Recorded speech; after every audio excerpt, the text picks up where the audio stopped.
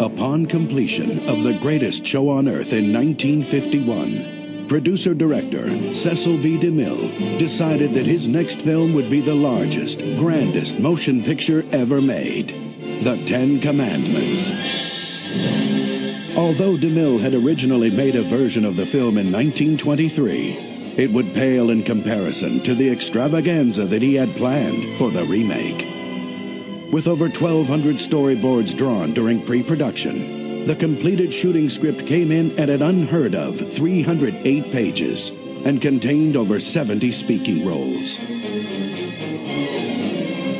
The 10 Commandments was 5 years in the making and took DeMille, his company of actors and technicians, not only to Egypt and back to Hollywood, but also led them into motion picture history. It has been over 50 years since production began on the 10 Commandments, and since its completion, the film has remained as timeless and relevant as the biblical story itself. Of the thousands who participated in the making of this motion picture, only a few still remain who witnessed the magic of working for Cecil B. DeMille. Here, they share some of their memories of the 10 Commandments.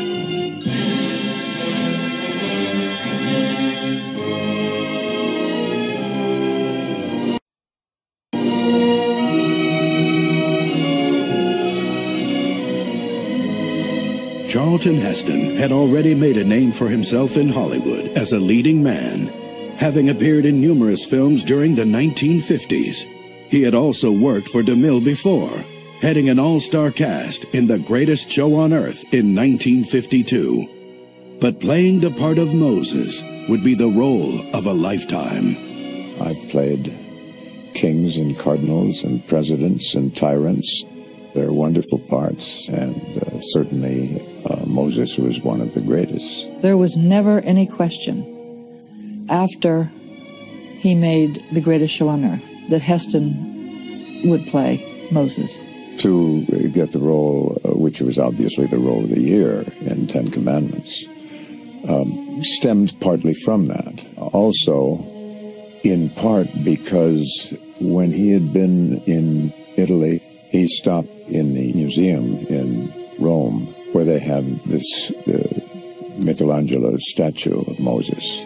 And it also looks a lot like me. Someone pointed that out to him. The statue looks a lot like Chuck Heston. And he couldn't get it out of his mind. Thank God. Once DeMille had his Moses in his mind, he felt confident to go ahead with the picture. I was aware of the fact that it was a make-or-break opportunity for me. No question. If I'd screwed up with that film, I would have been in an awkward situation, I think. If you can't make a career out of 2 DeMille pictures, you're in the wrong business. Charlton Heston is one of the brightest men I have ever met, and one of the kindest. He was very serious about his acting. He read tombs on Moses.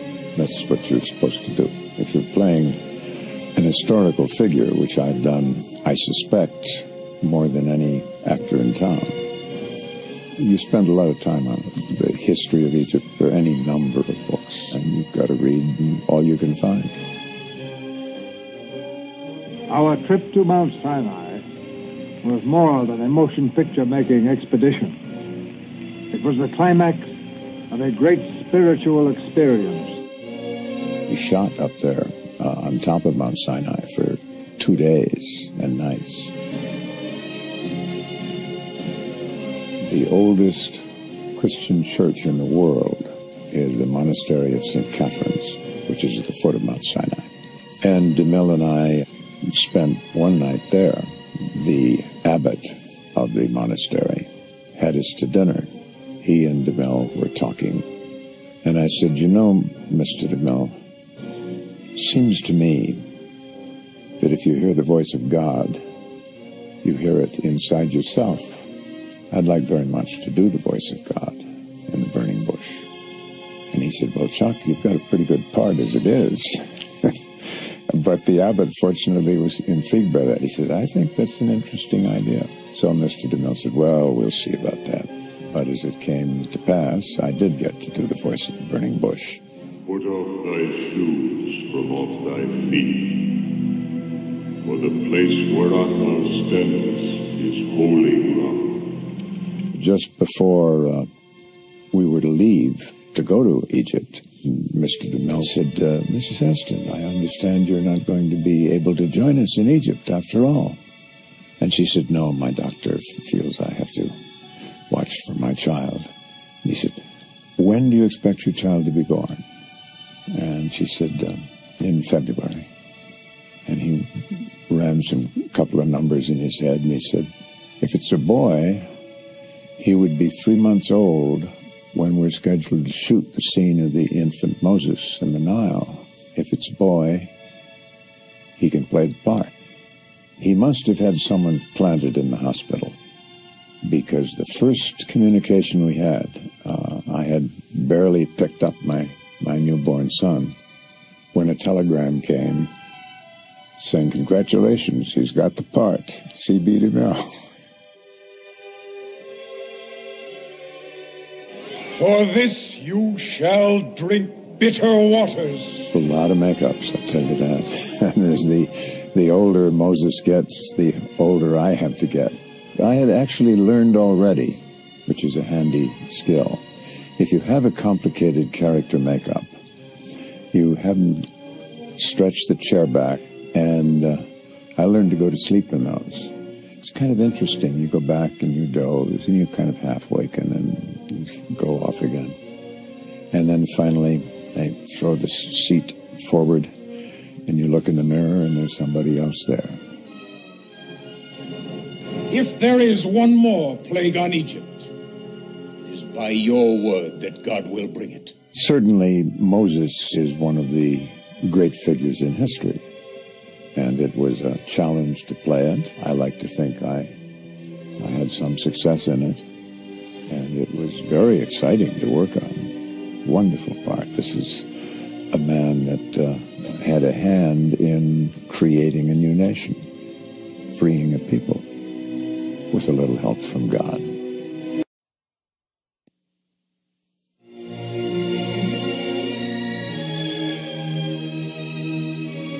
The 10 Commandments featured an extraordinary supporting cast, which included Ann Baxter, John Carradine, Edward G. Robinson, Deborah Paget, Martha Scott, Vincent Price, and John Derrick. For the part of Ramses, the Egyptian pharaoh, DeMille knew that only one actor would fit the role perfectly.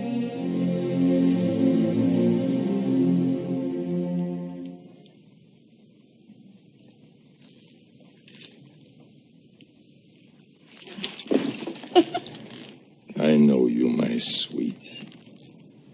You're a sharp-clawed, treacherous little peacock. But you're food for the gods. And I'm going to have all of you. Yule lit up a room. He and Grandfather were great friends. Somebody suggested him for the pharaoh. And Grandfather said, pack your bags, we're going to New York. We went the next day and saw Yul Brynner in The King and I. Grandfather saw the first act, went backstage with me. We saw Yul breathing oxygen, it was a very hard role. And DeMille said, how would you like to play the most powerful man in the world? Yul was marvelous in it. I think it's really the best performance in the film. He was born for that part. And I enjoyed playing opposite him enormously. Come to me no more, Moses. For on the day you see my face again, you will surely die. Very good stuff. I got to work with Yul Brynner, and he was always so nice to me. He was very, very pleasant, but he was never very outgoing. He was all business. He was very focused. There wasn't a lot of time for joking around with him. I remember Yul was still doing King and I on Broadway, and so he came over for only one day of shooting in Egypt, because he had to get back to the play. But for 10 talents of fine gold, I'll give you the wealth of Egypt. Give me my freedom, and I'll give you the scepter. Give me the water girl, Lilia, and I'll give you the princess of your heart's desire. Give me this house of Baca, and I'll give you the throne. Give me all that I ask, give me leave to go. Eddie Robinson was extraordinary, wonderful actor, and very good, too, in this part. Hard part to reach. Eddie Robinson proved to be such a marvelous talent. Eddie, you know, was blacklisted. In Eddie's autobiography, he said, DeMille saved my career. I remember grandfather coming home very worried, and I said, what's the matter? And he said, I don't understand Eddie's portrayal of Dathan. I'm worried about it. I said, Grandfather, why don't you talk to him? He said, oh, I would never talk to anybody of Eddie's talent, leaving him alone. When he saw the completed Dathan, he saw a wicked humor that Eddie had brought to the part that Grandfather hadn't understood in the segments they had done. But as a whole, he was just elated.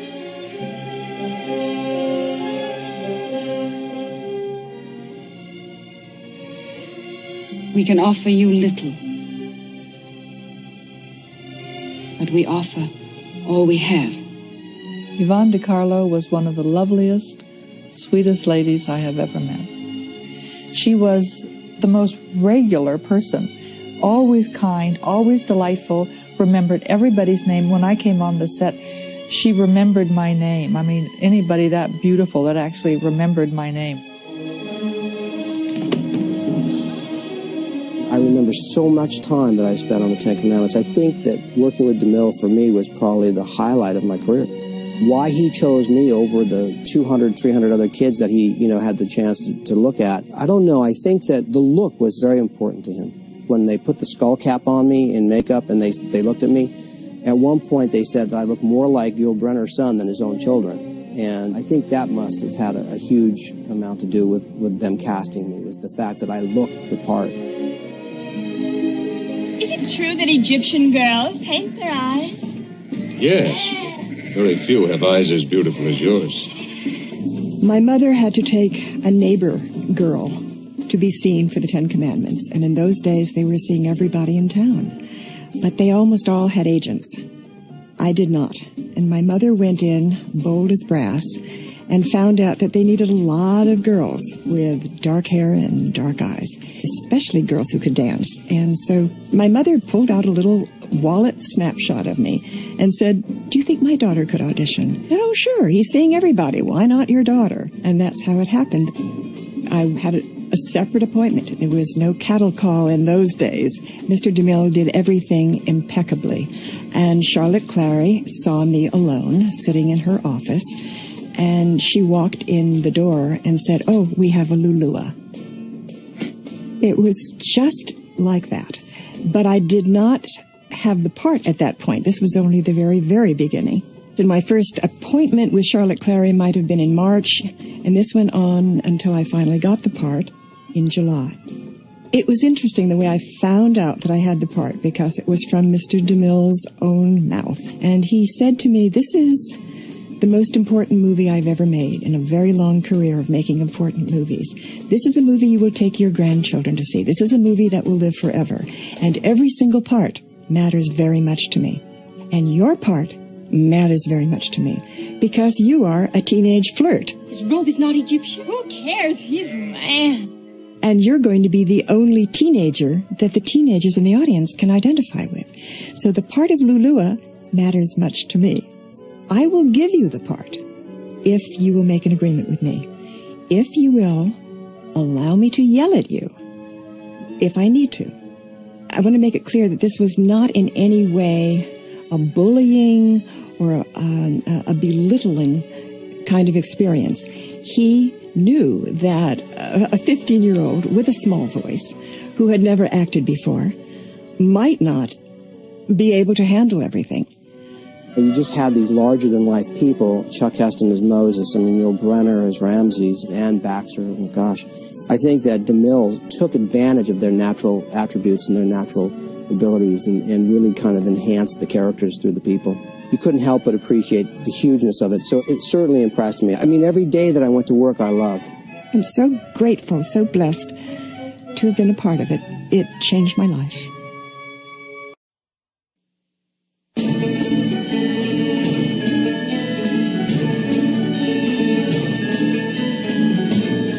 In June of 1954, 81 crew members traveled to Egypt to begin work on the 10 Commandments. Upon arrival, over 80 Egyptian movie personnel joined them, and for 4 months they scouted locations, built exterior sets, and worked out the logistics of making a film so far from Hollywood. DeMille arrived in October and spent the following 2 months filming outside of Cairo, on the Sinai Peninsula, and in the Valley of the Kings. It was an incredible trip. Grandfather met with Gamal Abdel Nasser and Akim Amr, who was head of the military. He told them why he should be there and why they should do this. And the men were kind of laughing. And finally, Grandfather said, "What is it?" And Nasser said, "Mr. DeMille, we grew up on your movie, The Crusades, and we saw how you treated us, how you treated our religion. You can do anything in this country." When we got off the ship in Alexandria, Grandfather wanted to go directly to the set of Beni Yusuf. So the man who built the set took us the long way so we would come around and see it over the hill and see it for the first time full frontal. We all gasped. I mean, the thing was humongous. The scaffolding was still up. If any changes had to be made, but it was perfect. In my recollection, the gates to the city of Ramses were over 100 feet high. He was using the guidelines of the original structures in Egypt. They were marvelous. How in the world Chuck Heston could have kept his sanity on that set? That set was so powerful with those sphinxes, the Avenue of the Sphinxes, and the background of the gates of Tanis. To stand there as one man, to lead a nation out of bondage, and to do it like Heston did it was incredible. Of course, you need a great many grips and electricians for sets as big as that. You know, you don't make pictures with just one man. It's hundreds of people that are responsible for a picture. It was a large operation, I'll tell you that. We had over 20,000 extras on that set. We hired whole villages. We hired men, their wives, their children, their families, extended families, their animals. They were all tented outside Beni Yusuf, outside the gates. When Grandfather had his heart attack, there was no thought of shutting the production down. It was far too expensive. I mean, this was hundreds of $1,000s a day. You can't shut that down. It has to roll on. It was a very bad heart attack. And Mother took over the production immediately. The next day she was on the set. Everybody came up to her and asked for directions. Loyal Griggs, bless his heart, the cameraman, Frank Westmore, the makeup artist, just came forward and was an assistant producer. Everybody worked to see that everything went smoothly, and it did. He stayed in bed for 3 days and couldn't stand it anymore. His doctors told him if he got up, he could die. He was convinced that he would not die, that he would be fine. He went back to work. He was very thin, very frail. But all the people that we had there took such great care of him and made sure that he stayed quiet, didn't get angry, that everything went smoothly. He was an extraordinary man to work for. I remember when we were doing the Exodus in Egypt, and we had 50, 60,000 people going past the cameras. And they had 3 different cameras. One was low down, almost near the sand. He could get an extreme close-up on whoever was going by. Then he had a longer shot that was kind of a medium that shot clear across the whole row of sphinxes and so on. And then he had a camera up on top of a ridge, nearly a quarter of a mile away for the long shot. And they had to bring the extras, this vast mass of people, they had to bring them out at night in trucks so that they would be ready the next morning. And we started, and everyone went by, the few chariots, some wagons, most of the people walking, carrying kids, all that. And they used a 1,000-foot roll. That's all you can do. And then they cut. And DeMille turned to the guy that was using the close-up camera And he said, how was that, Fred? He said, Mr. DeMille, he said, I've got maybe 50, the most 100 feet. He said, but then that camel fell down right in front, and they couldn't get him up. He said, we just had to cut the camera because we weren't getting anything. He said, that's too bad. And he yelled to the middle guy. He said, what about you, Tom? And he said, Mr. DeMille, it's the first time this has ever happened in my life. But my assistant didn't set the lens. And he said, I don't have anything. I said, that is too bad. And he picked up the mic and yelled on the hill way up. He said, Fred, what about you? The guy said, anytime you're ready, CB.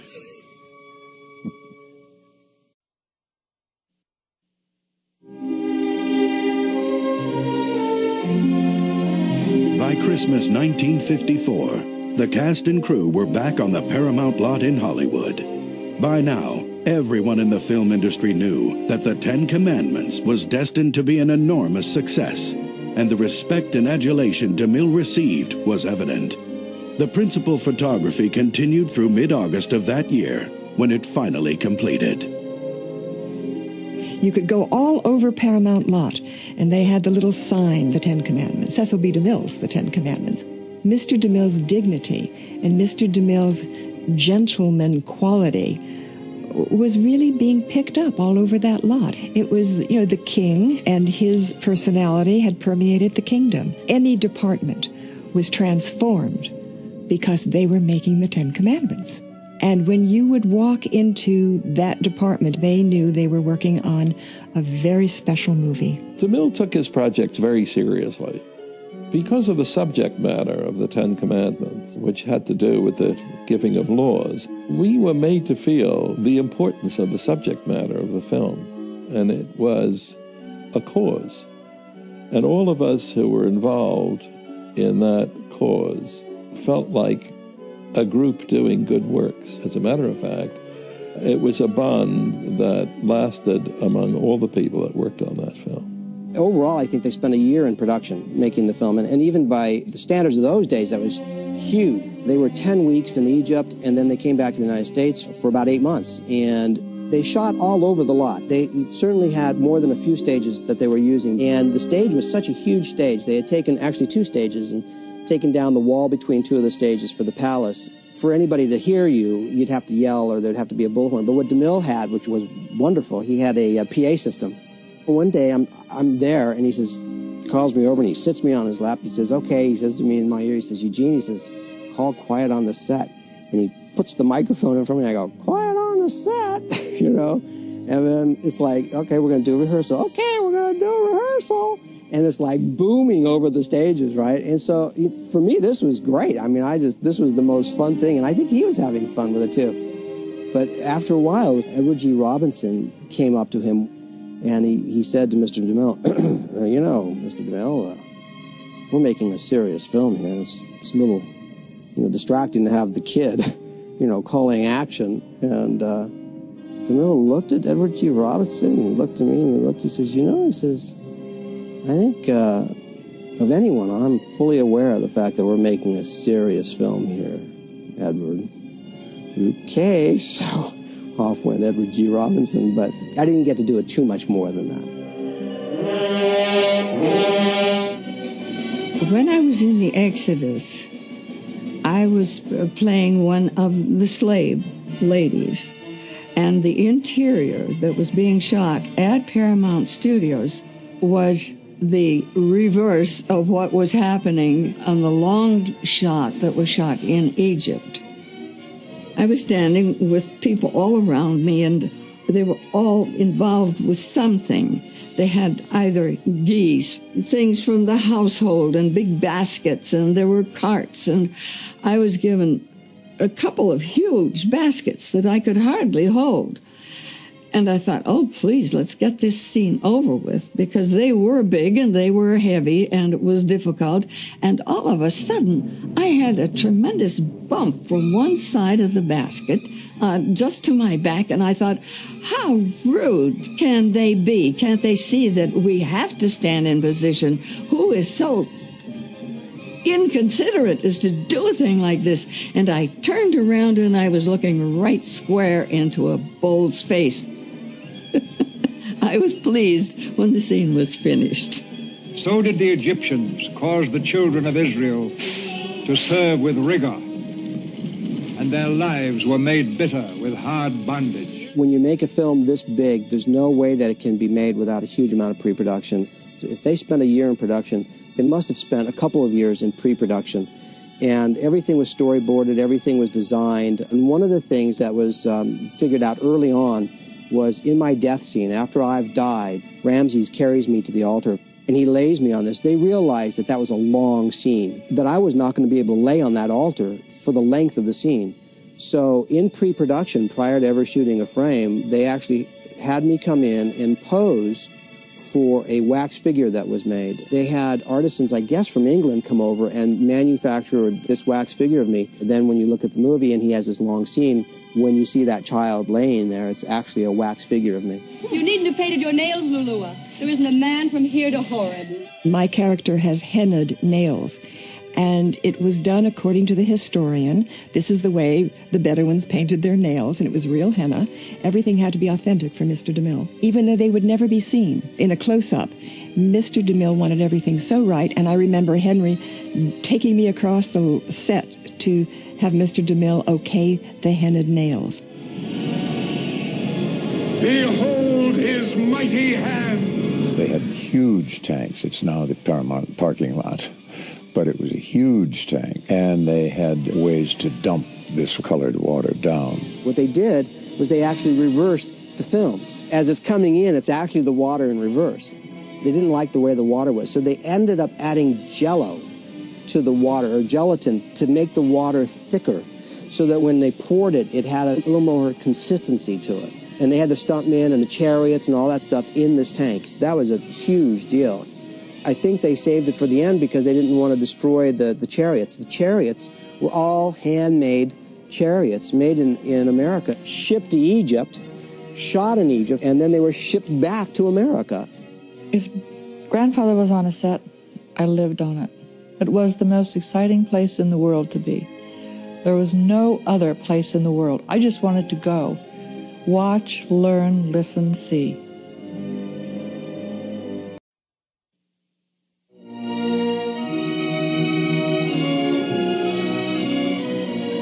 The music for his motion pictures was very important to DeMille. The choice for the composer of the Ten Commandments came as a surprise to many. The work on the Ten Commandments was singularly the most exciting project of my entire life. I had never done a picture of that size. Nobody had. It was the most expensive film ever made in Hollywood. This was the first big film that I did. And I sort of got there through the back door, so to speak. I was never going to be the person to do the film. Originally, the music was going to be done by Victor Young, who had worked with DeMille before and had done the score for The Greatest Show on Earth.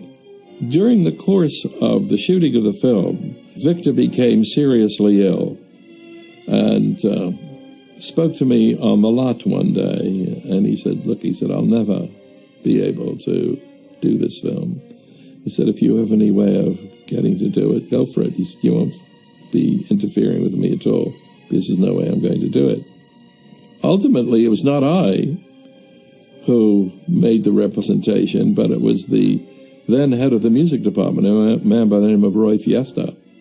And Roy really liked the relationship that had grown up between DeMille and myself. As he was shooting the film, DeMille needed some dances and chants and things which he needed to shoot to. Roy just took a shot. He went to DeMille and said, do you think Elmer Bernstein might be the person to do the score for this film? And DeMille, in a very characteristic way, turned to Roy and said, do you think he could be another Wagner? And so DeMille then called me into his office and asked me if I'd be willing to write themes he could hear for the various characters. I did that and played them for him, and he was very complimentary at that point, and he said something so really endearing. Do you think you could stand me for another 6 months? As I've said before, DeMille was a perfectionist. We were at it for months and months. We were probably recording on and off for over a period of 2 or 3 months. I played every single piece for him on the piano before it was orchestrated. He heard every single piece of the score in advance. He was very canny, however, because I was a concert pianist, and I could play these things in a very flashy and florid manner. And very often he would say, no, just play me the tune.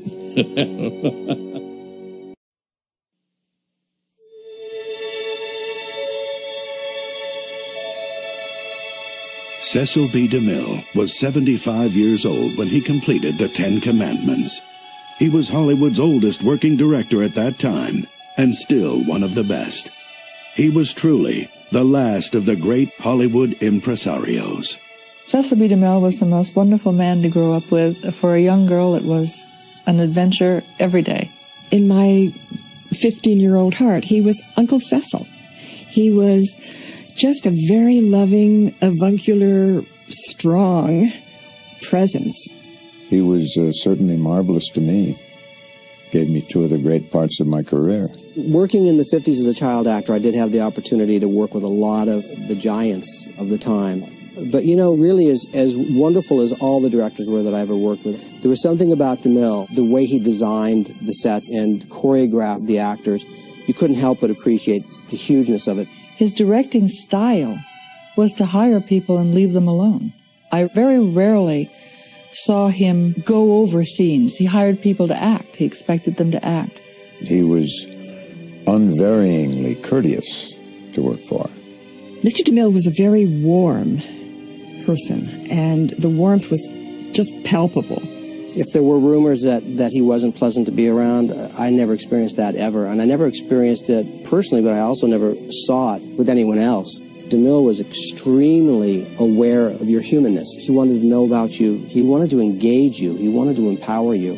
These are all words that we use today, but at the time, he understood that. Just innately, he understood that he was going to get the best performance by allowing you to contribute what you could and encouraging that. And he did that in a most wonderful way. Cecil B. DeMille used his actors as though he were painting a picture.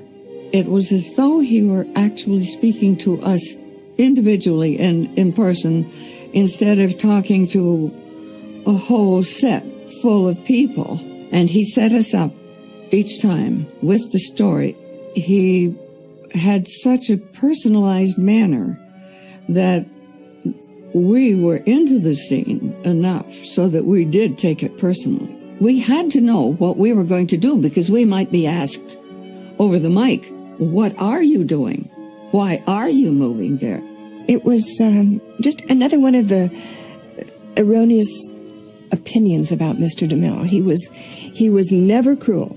He always had a reason for doing what he did. Now, people may not have known the reason, and Mr. DeMille gave a lot of appearances that belied the kindness within him.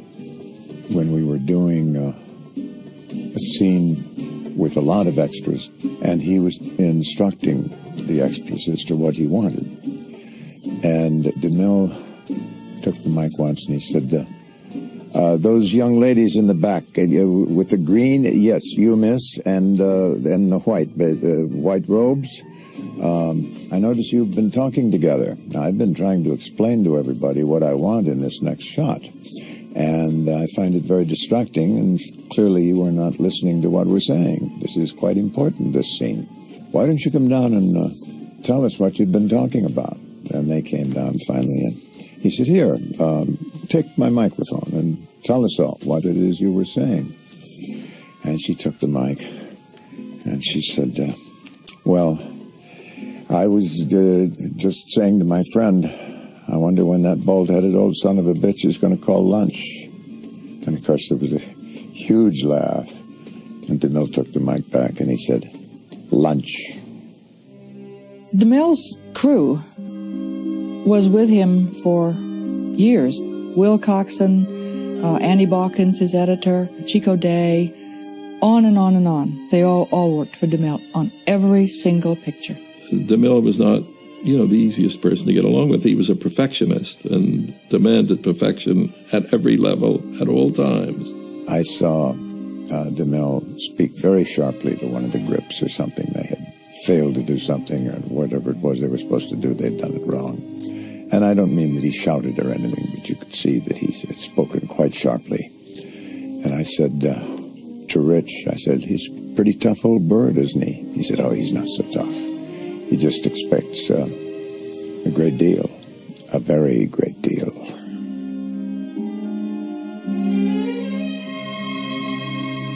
The 10 Commandments would be DeMille's final film, and would be his most successful after a career that spanned more than 40 years.